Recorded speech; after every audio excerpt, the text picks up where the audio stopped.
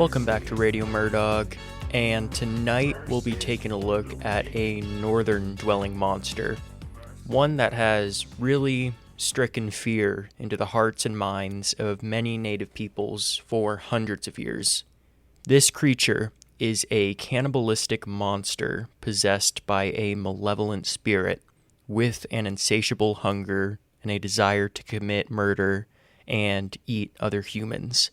Tonight, we'll be doing a deep dive into the Wendigo. It comes from the traditions of Algonquian-speaking peoples, mainly the Cree, Ojibwe, Innu, and the other tribes found throughout the northern United States and Canada.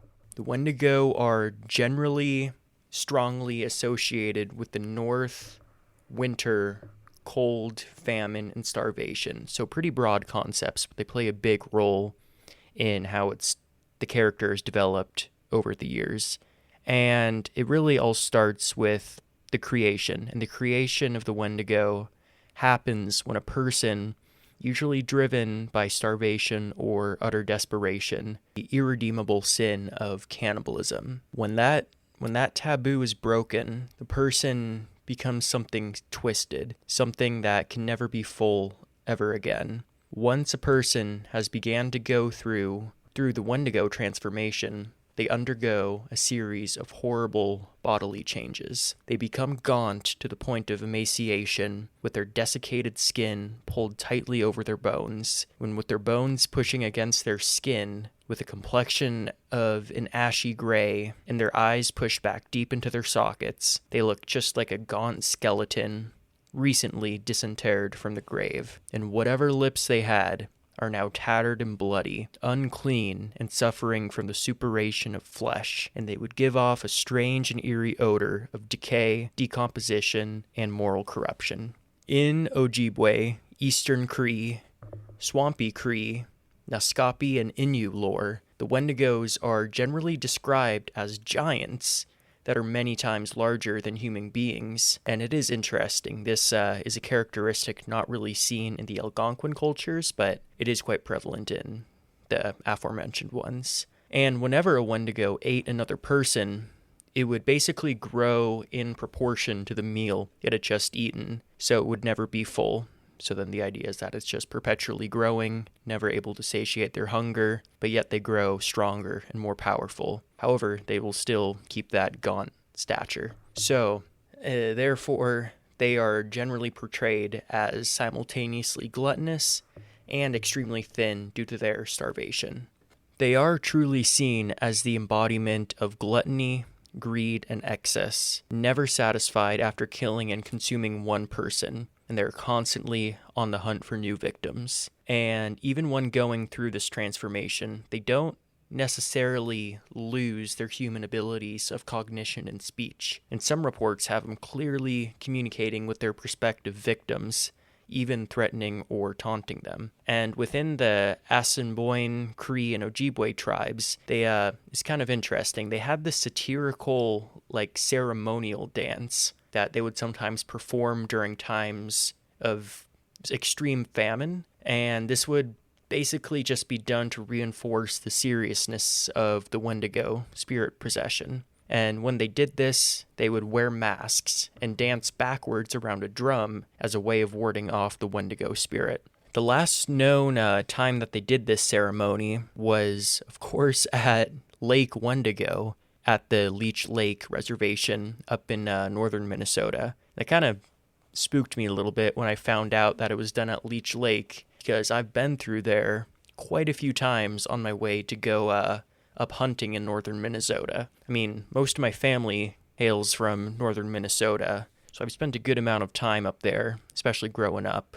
And I usually go up pretty far north and hunt for deer most years in the fall time. And it really is such a cool atmosphere to be in, when it's just snowy out, freezing cold and dark. It is a totally surreal space. I mean, it's so quiet. There's a stillness, and especially with the snow just dampening sounds, it's pretty easy to feel lonely and isolated out there, even if you're not really that far away from civilization or other people. And I can only imagine what it's like hundreds of miles further north, up in Canada or Alaska, where a lot of these tribes would inhabit, especially hundreds or even thousands of years ago. I can imagine there was an overwhelming fear of somebody being possessed by the Wendigo spirit, whether it be through greed, anger, loneliness, like a just desire to destroy, or a combination of all of that. Somebody possessed by the spirit could decimate the overall sanity of a family group, or just even the whole tribe. It's pretty bad stuff. And this idea of being consumed by that greed gets us into the concept of Wendigo psychosis. And Wendigo psychosis is what many of these historical accounts of people encountering the Wendigo have been retroactively diagnosed as. You know, when they've been reported to have been possessed by the Wendigo spirit after being in a situation of needing food and having no other choice besides cannibalism. And sometimes they do have the ability to get food, but they still resort to cannibalism, and we'll get into one of those reports a little later on. But first off, here's a pretty famous one from 1661 that says this. This is, quote, "What caused us greater concern was the news that met us upon entering the lake, namely, that the men deputed by our conductor for the purpose of summoning the nations to the North Sea and assigning them a rendezvous where they were to await our coming, had met their death the previous winter in a very strange manner. Those poor men, according to the report given us, were seized with an ailment unknown to us, but not very unusual among the people we were seeking. They are afflicted with neither lunacy, hypochondria, nor frenzy, but have a combination of all of these species of disease, which affects their imaginations and causes them a more than canine hunger. This makes them so ravenous for human flesh that they pounce upon women, children, and even upon men, like veritable werewolves, and devour them voraciously, without being able to appease or glut their appetite, ever seeking fresh prey, and the more greedily, the more they eat. This ailment attacked our deputies, and as death is the sole remedy among those simple people for checking such acts of murder, they were slain in order to stay the course of their madness," unquote. So, like, damn. This was a very real thing that affected many, many people throughout First Nations history. And although in a lot of the reported cases of Wendigo psychosis, the person was killed who was, dealing with the psychosis, to prevent any more cannibalism, especially within the Cree folklore, they would sometimes try to treat the person that was afflicted by doing stuff like giving them fatty animal meats or drinking animal grease, and then supposedly they would sometimes vomit ice, and that would be a way of showing that they were being cured, because a whole part of the spirit possession is the idea that it kind of chills your heart and makes you a heartless person. So I thought that was pretty interesting. Another famous case of Wendigo psychosis comes from a Cree trapper from Alberta named Swift Runner. And during the winter of 1878, Swift Runner and his family were severely starving. I mean, it was a brutal famine, and they were all facing death. And eventually his oldest son, he passed away from starvation. And this is where it gets really weird, is that even though Swift Runner and his family were only less than 25 miles away from emergency food supplies, he brutally butchered and ate his wife, and then killed his remaining 5 children and ate them. And because he still resorted to cannibalism, even when food supplies were so near, and he was fully aware of this, this is argued as being a true case of Wendigo psychosis. And whether or not Wendigo psychosis is the possession by a northern spiritual entity or some sort of neurological disorder has been something heavily debated for decades now. And in the case of Swift Runner, I mean, he was caught, of course, because he wasn't that far away from civilization, and confessed to his crimes, and then was swiftly executed in Saskatchewan. So, yeah, it's a pretty interesting case. I definitely recommend looking it up if you're interested in learning more about Wendigo psychosis. But another fascinating case involves an OG Cree chief, and he was also a medicine man named Jack Fiddler. And he became famous and well-renowned in the community for his ability to defeat Wendigos. So he was a Wendigo warrior. He was out there just murking people. I mean, this literally meant he was just killing people who were going through what he perceived as Wendigo psychosis. Well, he didn't perceive it as Wendigo psychosis. He just thought these dudes were Wendigos. But he did this so many times with his brother, Joseph, that in 1907, they were both arrested in Canada for homicide, because they were literally just murdering a lot of people. And Jack, he pretty quickly committed suicide, but his brother Joseph ended up with a life sentence, and yeah, he wasn't too stoked on that.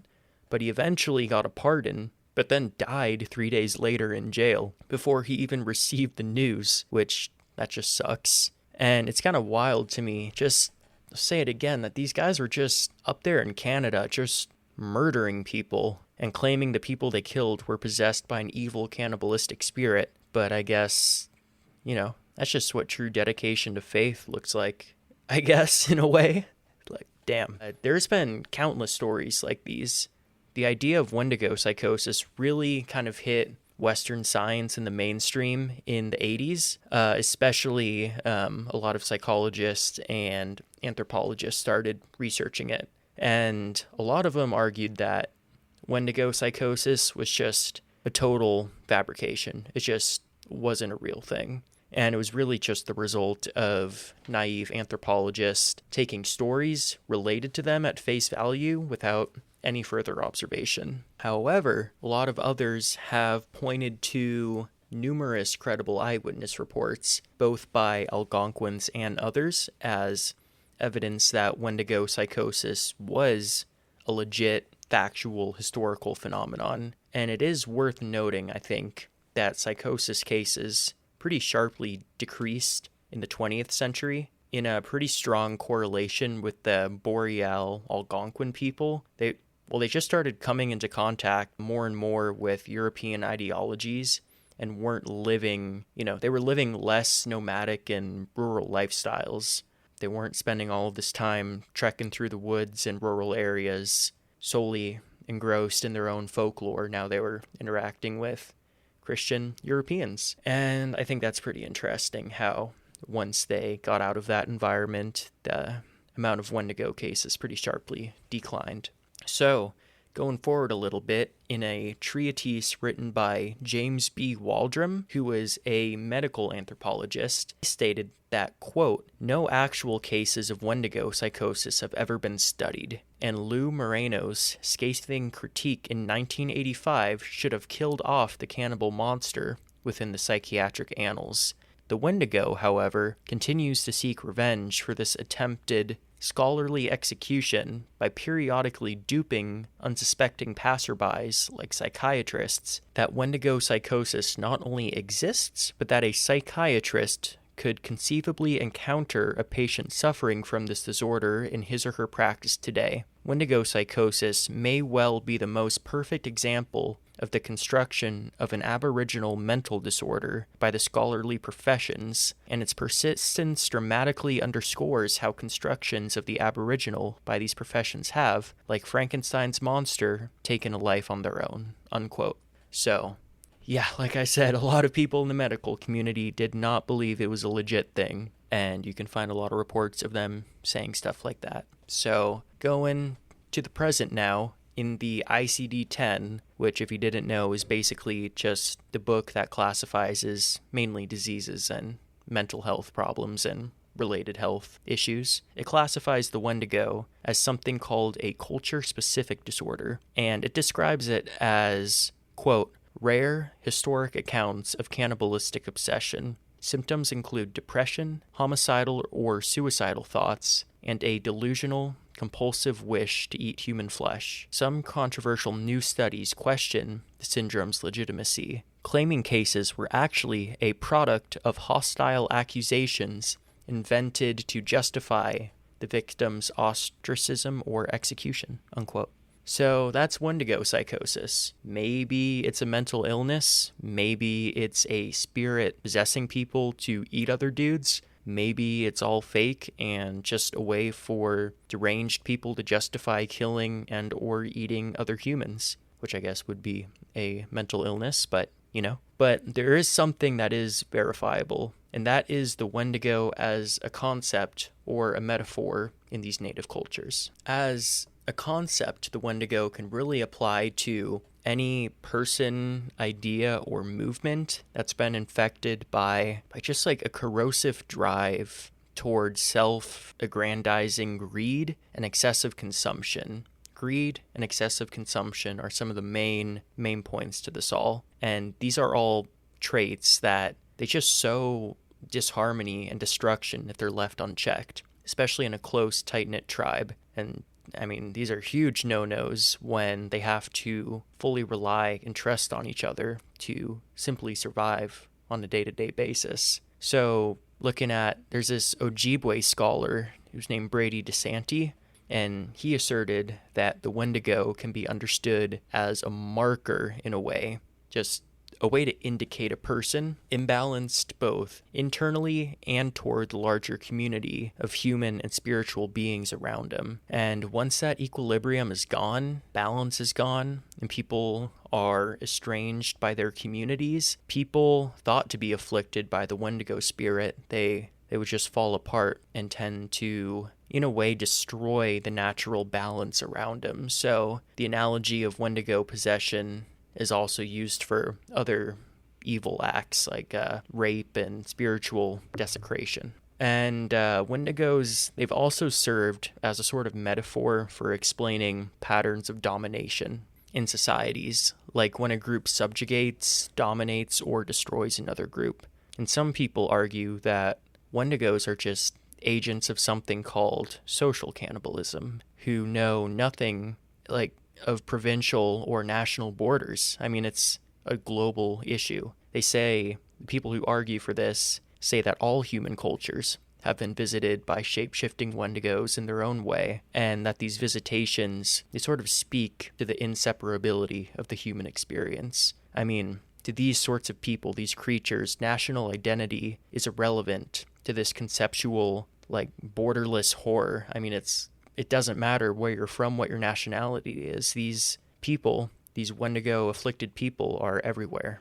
And this gets into the idea that Wendigos are really just an expression of the dark aspects of the human condition, the drive people have towards consumption, towards greed, and just a disregard for others in this megalomaniacal pursuit. It's just this cycle that just keeps on going, where they just take, and hurt other people. So to kind of put that all together, the Wendigo can be looked at as symbolically representing three major concepts: the incarnation of winter, the embodiment of hunger, and the personification of selfishness. Well, all right, that was a lot. That was a lot of the Wendigo's history and how it's looked at nowadays. And one other thing that I would like to touch on is how most of the modern interpretations of the Wendigo are a lot different than how they were before. And like I said before, in Algonquian lore, the creature was very humanoid in appearance because it was at one point a person.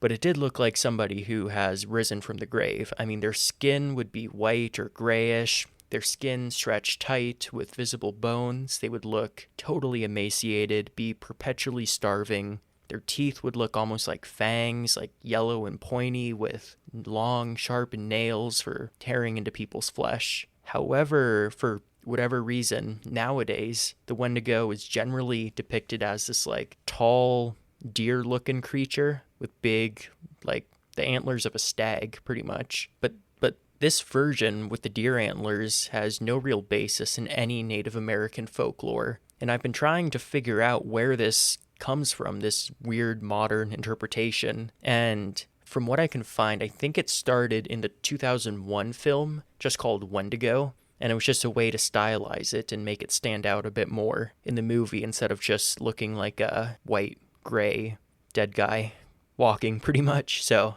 I think it's interesting to look at how in the modern day and over time these different myths evolve in a lot of different ways. And so you might be asking, like, is the Wendigo a cryptid? I don't think so. I think it falls more under the category of just folklore and legends. But, I mean, there have been modern sightings of it, mainly in northern Minnesota, Ontario, Alberta, Manitoba, and deep in Quebec. But usually these reports just consist of something tall moving between the trees. Usually it's moving faster than a human, or some say like a humanoid shape with antlers watching them, or I see a lot about inhuman screams coming from deep in the northern woods, and they attribute that to the Wendigo, even though that could be any number of things. I'd sooner believe it's a Sasquatch than a Wendigo screaming. I mean, I did read one report that described a creature so tall that it had to bend to fit between the pines, and that its breathing sounded like cold air being dragged through a broken flute, and that this strange, tall creature followed him for miles. But I don't know if that's necessarily a Wendigo. That